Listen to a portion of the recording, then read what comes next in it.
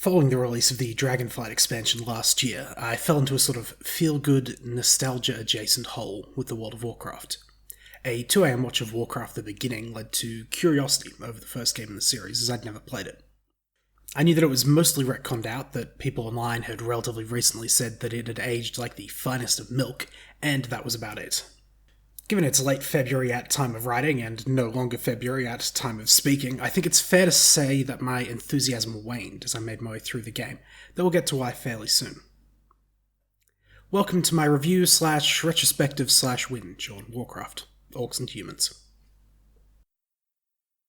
Warcraft, Orcs and Humans, henceforth just Warcraft, was released in late 1994, an entry in the relatively new genre at the time of real-time strategy. While there was a myriad of games in RTS-adjacent genres, if you think of the city-building elements of the Settlers or Stronghold, or the real-time robot battles in the explosive armament trading sim Metal Marines, or the RPG, colony management, exploration, space confusion of Reunion, Warcraft, though, was built firmly in the mould of 1992's Dune 2, which was subtitled The Building of a Dynasty, Battle for Arrakis, or The Battle for Arrakis, depending on which version you played and where you lived. The main advantage Dune 2 had compared to the majority of its precursor RTS games was in control. As a PC game, it took advantage of what was offered by the mouse. And if using a mouse for control doesn't seem that revolutionary to you, it's worth remembering that computer first-person shooters didn't engage in mouse look until most likely 1994's Marathon by Bungie. All this really, though, is just to say that the genre was fairly new, the conventions we have today were not in place. So later on, when I whinge about certain elements that frustrated me with this game, it's not the game's fault per se. Warcraft did not revolutionize the genre, but it didn't have any betters to learn from. It functioned purely in the footsteps of its forebearers. So, for a few basic talking points. The game has graphics. I would hardly describe them as outstanding, but neither did they offend me. I have a lot of tolerance personally for upscaled pixel art, so the low resolution doesn't bother me so much. But we're still talking about a game with about 200 horizontal lines that can only be played at approximately 4x3 unless you want stretching, or to use something like the Warwungus mod. Mods confuse my smooth brain, so big, not quite square pixels it is, and they do lack fine detail. The game also features audio. There is, by my count, one good thing with the audio in the game, and everything else falls into the less than good sphere. It's likely the music and sounds may have sounded better at the time with the sound cards of the day, but I can't tell for certain, and it's hard to tell what exactly DOSBox is doing. For any youths that have somehow stumbled upon this video, the sound card experience is sort of like you sampled 1 second of 300 different TikToks, and the computer made noises based on those samples.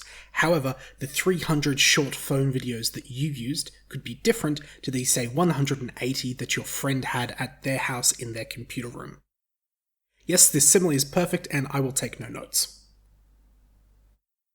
Why don't we Warcraft the beginning by starting the game? DOSBox dropped me straight into the main menu, but there's this handy replay opening button, which I'm sure gives a good handle on the characters of this world.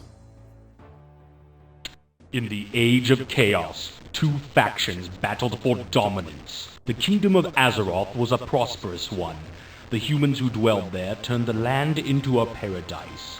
The Knights of Stormwind and the clerics of Norsha Abbey roamed far and wide, serving the king's people with honor and justice. The well-trained armies of the king maintained a lasting peace for many generations. Then came the Orcish hordes. No one knew where these creatures came from, and none were prepared for the terror that they spawned. Their warriors wielded axe and spear with deadly proficiency, while others rode dark wolves as black as the moonless night. Unimagined were the destructive powers of their evil magics, derived from the fires of the underworld. With an ingenious arsenal of weaponry and powerful magic, these two forces collide in a contest of cunning, intellect, and brute strength, with the victor claiming dominance over the whole of Azeroth. Welcome to the world of Warcraft.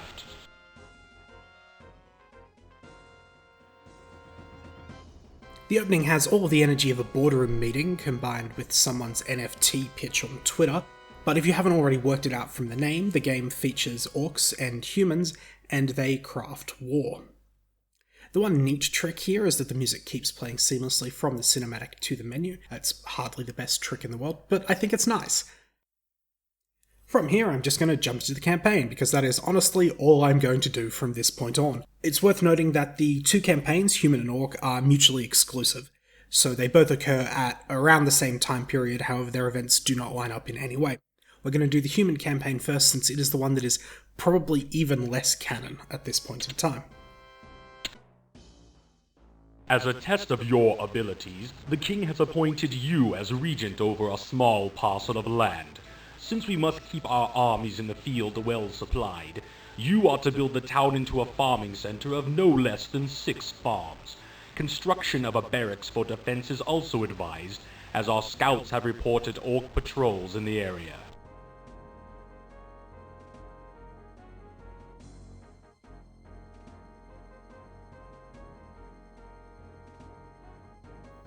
Every level starts with an intro that will maybe sort of tell you your objectives, though they're not always spot on or particularly precise. I have a fondness for Mr. Undercooked Meat there telling me what I need to do, but they are very dry in terms of presentation and writing. You'll then hop into the game and send your units running in every direction you can possibly manage, in the hope of finding where on this green earth the level designers decided to place your mine. I quickly fell into a strategy of finding the mine, then sending my early units all off to scout, letting them all die while working out where the enemies were, and then restarting the level so that I didn't have a consistent 40 seconds of wasted time at the start of every mission. This level, though, is quite easy. You build 6 farms and a racks. There's a few enemies scattered around the map, but they don't produce anything, so you can kill them or honestly just ignore them. And then we move on. And the orcs around Grand Hamlet are a bit too green, so we have to go and eat our 5 veg. Similar to the previous, there's no enemy base, just some enemies that will wander over to you over time. I found that this mission ended very abruptly. With less than half the map explored, I guess I unalived the last enemy on the map, and it just pops up with victory. Now it's time to head to everyone's favourite World of Warcraft zone, the Swamp of Sorrows, where, surprise surprise, we have to kill a few more orcs. Similar structure, though this time they at least have a base, so we may as well talk about the general level design. From what I can tell, at level load, little groups of enemies are placed in prescribed locations on the map, and they will sit there until either aggroed by one of your units passing by, or there seems to be some sort of time system where they'll eventually drift towards your base, at least in a few levels. Your opponent also has a base in most maps, which will create units, which will group up somewhere, typically outside their base, about 2/3 of the way between them and you. And those units will attack once either a certain amount of time has passed, or a certain number of them have gathered. I'm not 100% sure on the mechanics. This all ties in a little with the Fog of War, where once something is revealed you have continuous vision there, regardless of nearby units. So if you can get vision on where their troops gather, you can counterattack before they're ready, or if you've scouted out and you're paying attention, you'll see their tricksy warriors sneaking its way into your peons. Still, for this level, you build units up, you strike the enemy base, and you win. Lothar, and the Dead Mines. Remember the Dead Mines? There's like a boat there, a traumatized child, I think some explosives, and an ogre? Well, these Dead Mines have a lot of ogres. Lothar, the hero of that movie, is a little different here.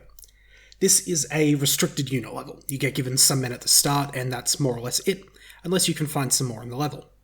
I'm always a fan of these types of missions, since they let me focus on the micro without guilt over the failing macro of my base. The first half of this is pretty good. You're given clerics, so you can get some good heals in to save your units, and you make your way through the big mine corridor until you reach the end, find an archer or two who pick themselves up when your units get close, and then you ask yourself what you're supposed to do.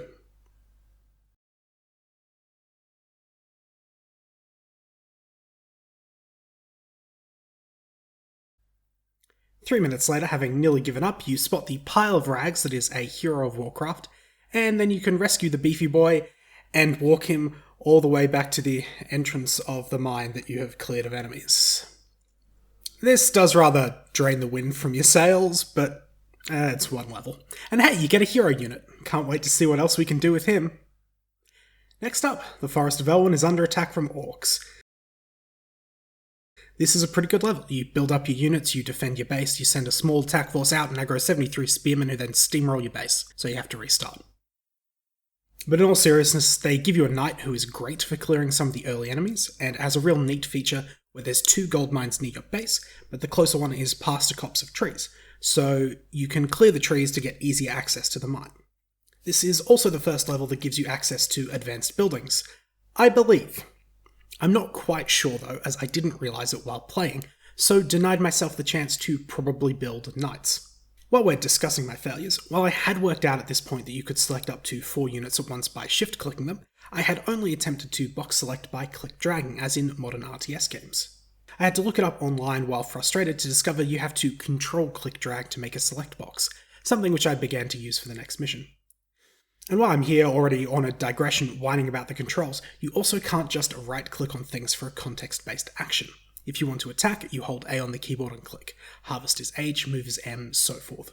This really does slow things down. Still, even with selecting units at a painfully slow rate, you build up your units, attack the enemy base, and win. Northshire Abbey is under attack. Have some knights, defend the abbey/town/base of operations, then destroy the orcs. Apparently I'm fighting humans, we'll fix it in post. You grab your units, move them across, and watch as all the production buildings in the base are destroyed. Fun fact for attempt number 2 at this map, you can save those buildings. Fun fact for me, still being bad at this game, I still didn't realise you could build advanced buildings yet, so I assumed that if you wanted the ability to make knights and clerics, you had to save the buildings at the start, or lose them for the rest of the mission. This mission also introduced me to catapults, or more specifically the projectiles that they launch into all of my archers. These will tear through your units, so you have to focus on laser-quick reflexes to split up your units.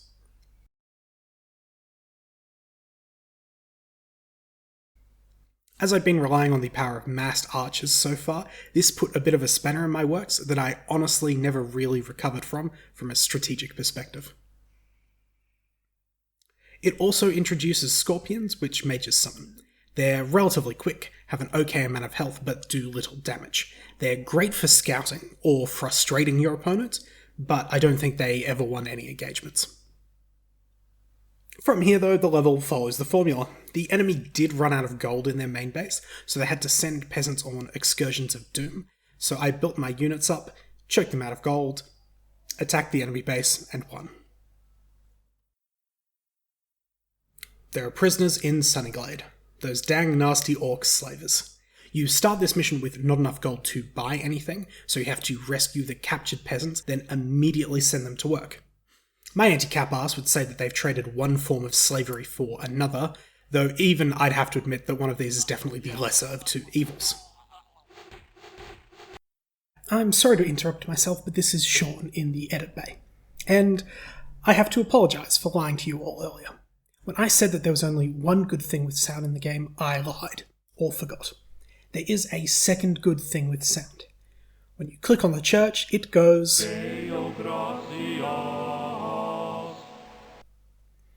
I love it. At this point in the game, there's demons and just a normal church. It's not explicitly Christian, but the light, as it appears later in the series, does not exist yet, so you just get this Christianity-adjacent thing. While I'm already interrupting myself on a moderately lengthed mission, I'm going to make this too long video even more too longer, because I never explained a few basic fundamentals which seemed obvious to me, a person who likes to play the clicky unit games, but which you might not know. And as much as I'm trying to be brief, the way you interact with the game and its mechanics are what makes something a game. So, your basic unit is a worker unit. They gather gold from mines and wood from trees, which are both returned to the town centre, and you use those resources to build buildings with your workers. These units are called peasants or peons for humans and orcs respectively, and they are made at the town centre. Your very basic offensive unit is a footman or a grunt. They just cost gold and are built at a barracks. Then there's archers or spearmen, a ranged unit with decent damage but little health, which cost gold and wood. They're still built at the barracks, but require a lumber mill to be built for you to recruit them. And despite its name, your workers can't drop wood back at the mill, which is common in later RTS games. The rest of the units function similarly from there, though the mage and cleric equivalents are built in their own respective buildings. The game has very little asymmetry, so stats and cost of units is mirrored between the factions, with the only difference being the spells that some units get.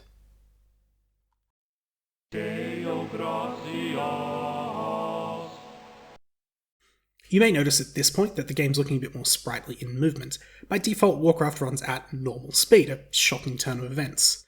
This is an appropriate speed for multitasking if you're the proverbial tortoise struck by microbouts of narcolepsy during play. I tried turning the speed up to fastest, however I feel that's most appropriate for the hare, having freshly consumed 12 cups of coffee laced with cocaine. I settled on faster, which did strain my multitasking ability, but also meant I didn't need to check my phone while bored during the downtime. The enemy tends to send their troops down 2 different paths on this one, so scouting out the map is pretty important, but yet again, you build units up, you attack the enemy base, you dethrone God, and win. Speaking of attacking and dethroning God, the wizard Medivh is being evil, you must stop him. This is another limited units map, again I quite enjoy these. It got a little dicey when a demon attacked me, but overall it was pretty smooth. I think this level also introduced me to the concept of doors. As someone who lives in a tent, I'm not sure I quite understand them, but I believe they can only be opened by knocking them down completely.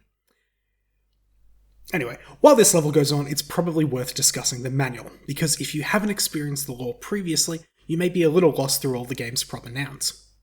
This was 1994, as I'm sure I've mentioned somewhere. This means that the manual reading experience was critical to games. As far as I can tell, I believe the manual was split into 2 halves, reading normally for humans and backwards and upside down for orcs, or the reverse of that if you wish to be pedantic. The manual goes over the basics, how to install the game, what to do with peasants, explaining that buildings have to be built next to roads, showing that I didn't actually read it, that sort of thing. The humans have a very direct chronicled history, as written by Lothar. Medivh was the son of the court conjurer and a traveller who then disappeared after his birth. 5 years later, King Rin and Lady Varia have a child, Prince Lane. At the age of 12, Medivh has a bad dream, then accidentally kills his father, the conjurer. 100 clerics work together to subdue him, then he passes out and is hauled off to the abbey for treatment. Lane hits teenagerhood, and while there's a ceremony for that, Medivh appears, declares that all is cool, that he's got great powers that are rad now, and he gives an hourglass that represents the unending reign of the lion, or, some wank like that. 6 more years pass, the land's been hit by global warming, crops are bad, weather is bad, people are sad. The hourglass runs out and they're attacked by cruel reflections of the human form. More years pass, Lane becomes king, fights the orcs, and achieves very little overall. The Traveller appears, Medivh's mother. She had a great plan for him, but was thwarted by the forces of evil. She went to Medivh, they fought, and it turns out Medivh is responsible for the orcs entering the world, as he accidentally opened a portal when fighting his father. She loses the battle against him, and hopes that the forces of humanity will strike before Medivh regains enough power and becomes unstoppable, so forth. Following this, there's another little note from Lothar. It basically just says that there's signs of war from the swamps, the orcs are organising in ways we haven't seen before, there's some guy called Blackhand, we'd better rally the troops and go up and fight-punch the evil villains. I assume this is written from before he spent 20 months in a cave searching for a book, but it could go either way. With Medivh defeated, there's only one thing left to defeat: my spirit. So we head off to fight the orcs in another swamp level. FromSoft will be so proud. I like this level. There's 2 enemy bases, so you sweep across one, build up your units, attack the other enemy base, and win. This level, though, does have a nice back and forth. It's not too tricky, it's quite fun. The groups of enemies that attack you are quite manageable in numbers. You also get invisibility, which is an ability from clerics, which is great fun for scouting and harassing your enemies. There's nothing they can do to stop your units simply wandering into their peon line and eating everything they have. It's wonderful. Speaking of wonderful, King Lane the Monarch is dead, assassinated by Garona. So now you have to assault the Temple of the Damned? It's another restricted unit level. I did a lot of scouting with scorpions and put my catapults near bridges to create fields of death. Personally, I prefer these restricted levels when the layout is more narrow or corridor-like, so for my taste it's the weakest of the 3 human ones, but it's still a pretty good level.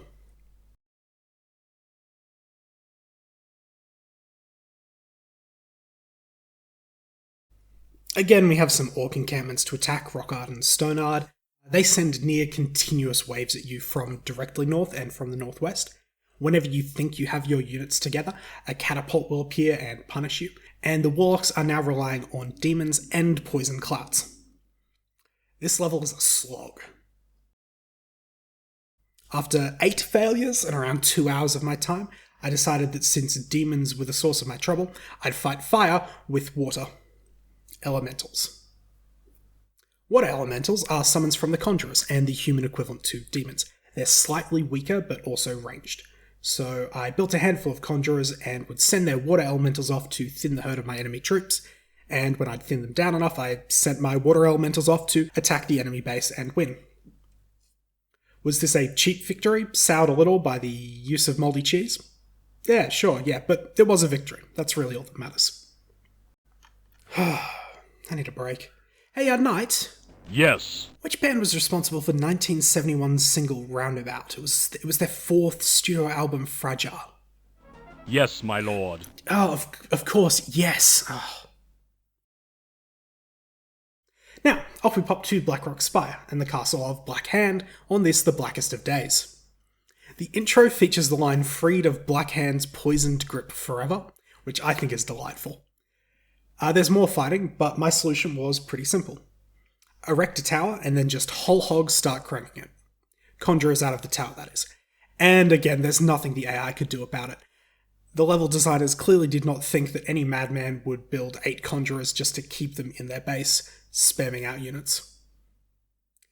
And with this continuing cheese, I won. The evil was defeated forever. But no victory can last. Let's speak of the true victory in RTS games. That of economic victory. When I was busy ruining my life by dropping out of university from playing too much StarCraft 2, I understood that the principle of a good RTS play is to spend all that you make. Modern entries make this a little simpler, as they tend to be economically consistent. The mines in Warcraft 3 only support 5 workers. The minerals in StarCraft 2 cap out at about 2.5 workers per node. So you can know what your income will be based on how many workers you have.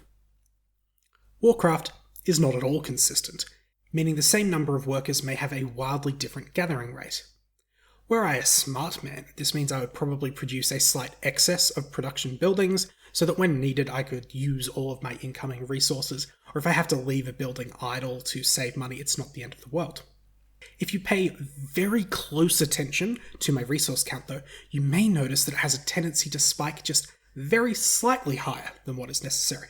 Now this is likely the cause of some of my frustration, as I'm not working optimally, and so cannot keep up with the AI. My units end up spread a little thin, which makes it easy for the AI to harass, and when a worker is attacked in Warcraft, they have the quite reasonable response of running away. So if you're not paying attention, your workers will scatter to the wind and your economy will collapse. The solution here, of course, is simply to do better. To be better at the game, to pay more attention, and to not be distracted with microing troops. But with the lack of command groups to move between them, the very rough feedback you get from the minimap, and the generally stilted controls, I found this to be an impossibility. I guess I could have turned the game speed back down, but I really have to reiterate that it was quite boring playing at the normal speed. Alright, the Orcs. Mission 1, build 6 farms and a Rax. Haven't we been here before?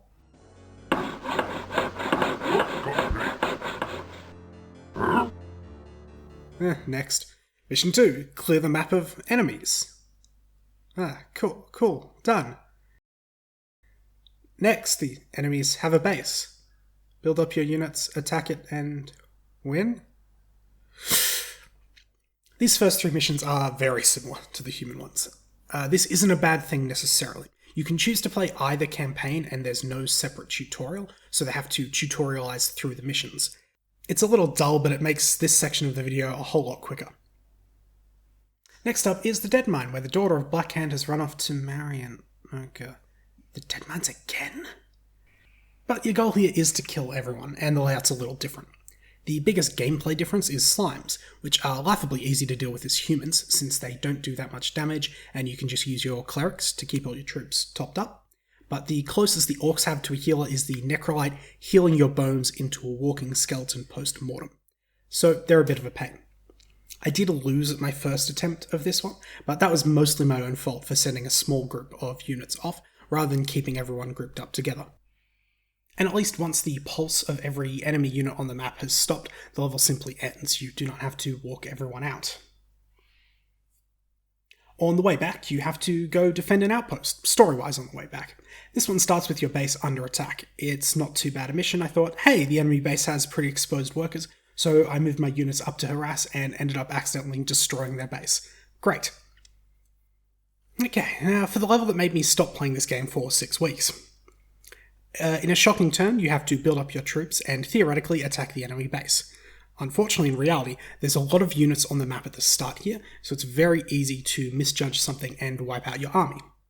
On what I've counted as my 11th attempt at this level, things were going well. I sent my units up to attack the enemy base, but I'd maybe forgotten something important. The objective wasn't just to attack the enemy base, but to keep the mage tower in it alive. At around 3 AM on Monday the 19th of December, I let forth a torrent of words that would make a sailor renounce their worldly possessions and join a nunnery. And then, admittedly, from a few days after that, I had the real world to contend with, so the game was put on hold. However, dear Lord, in that moment I was so frustrated. As ever with this game, this was more my own fault than anyone else's. There is no greater enemy in a real-time strategy game than oneself. Or, if you're playing online, a good opponent. Either or. Hey, My lord. What's that word that I really shouldn't have used when my brain suggested playing a video game that predates Google? Yes, my lord. Yeah, that's the one. Anyway, on actually returning to this level, I had a relatively easy time. On my 3rd attempt, I managed to get the group of enemies north of the bridge, so I could keep cutting off their assault units. I did a bad job of building up an army, but I managed to squeak my way ahead of the AI, and I plinked my way through their base. And I took out every building in their base except for the tower, and then I sat there confused. Now, having forgotten exactly what caused my early morning tantrum last time, I still had an idea that I needed the tower from the briefing, so I did possibly the smartest thing of my entire playthrough. I saved the game.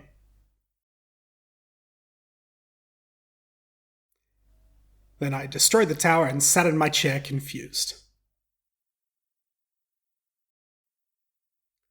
It looks like it was bugged. Maybe replaying the whole level would fix this, but let's be clear, I did not want to do that. So I recalled yet again that this was a game from 1994. And it's a game with cheats. Oh, using those cheats, it felt so much better than my earlier cheats. This was like a weight lifted from me. It wasn't my fault that I couldn't win. This was the game. This was 100% the game. I was a golden god of video games. Perfect at commanding them to my will. Hey, Necrolite, will you obey my every command? Will you prostrate yourself on the ground so that I may walk upon your neck above the muck?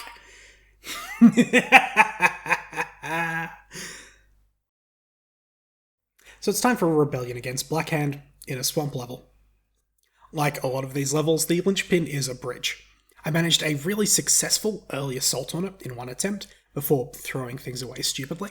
So of course then I had to restart the game 5 more times, attempting to achieve that same momentary success. Once I ceased my bull-headed assaults though, it was fairly easy to build up a proper army and then, say it with me, attack the enemy base and win. Gorona has now been captured at North Shire Abbey, so you have to rescue her. The start of this mission is way too narrow, so your units will funnel in and die, which is not fun, and the rest is probably the weakest of the restricted unit missions. I got it on my 2nd attempt, though it was pretty dicey. Not only did you have to move Gorona all the way from the top of the map to the bottom, part of the objective was to kill everything on the map. I was down to 3 spearmen and 1 raider wandering around when a spider waltzed over to my raider and died. And the mission was over. So now we have to attack 2 human outposts to help reclaim my homeland? Wait, didn't the orcs come through a portal? What does the manual say? Okay, so the manual, written by Gorona for the orcs' side, who effectively says that since she's only half orc, she's only a half moron. It details that the orcs like war, that they did lots of war, they fought amongst themselves, and the warlocks bided their time while sitting in a tower evilly. They found a tear in realities and they used that to attack the humans. It seems to imply that they're now keeping the portal open and sending troops and stuff back and forth. And at the time of writing, all the orcs are under the command of Blackhand, who united them. The final line of Grona's part here is, "The Age of Chaos is now at hand," which I only mention because I was introduced to the series with Reign of Chaos, and I don't know, I think it's sort of funny. Anyway, we're retaking our homeland by attacking some villages that are nowhere near it. There's 2 towns to defeat. They send their units in from very different directions, and they're very good at getting in and hitting my workers because I fail at holding the bridges, which the level intro told me to do. But with a bit of effort and some back and forth, I win. I think this one's a pretty good level. It'll be the last.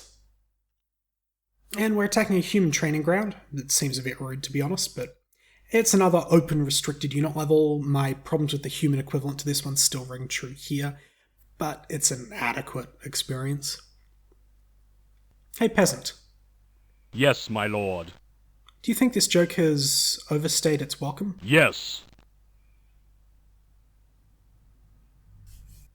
Okay, we've got twin human cities to destroy. Stop me if this sounds familiar.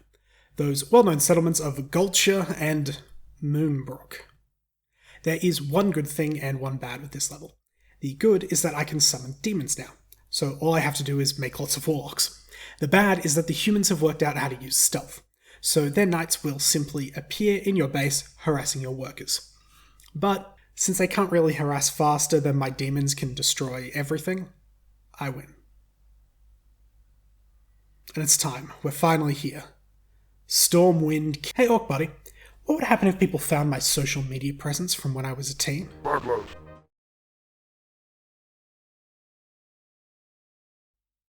Keep. This mission is a slog. They love to harass with invisible units while also sending a drip feed of water elementals at you. At one point I was distracted in a battle and returned to my base to see all of my lovely, delightful warlocks were dead. They have what feels like 3 bases, and their units come in from several directions. And if you happen to miss a blooming peasant in one of those bases, they'll start rebuilding their entire thing, which is tactically fair, but personally very frustrating. But you can get there. If you just send enough demons at them, you will wear them down and claim victory. You'll be exhausted, sweaty and sad, but victorious. Also known as a typical Wednesday night. The humans were eradicated, never to return to Azeroth. It's truly a great time to be an orc.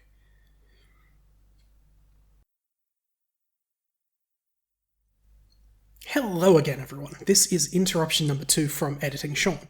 I wasn't happy with my conclusion, and I'm still not entirely happy with this as I write it, which for some reason I decided to put in my script, but sometimes you need to live with your failures, as my parents often say while avoiding eye contact with me. But that's basically it. That's Warcraft, Orcs, and Humans.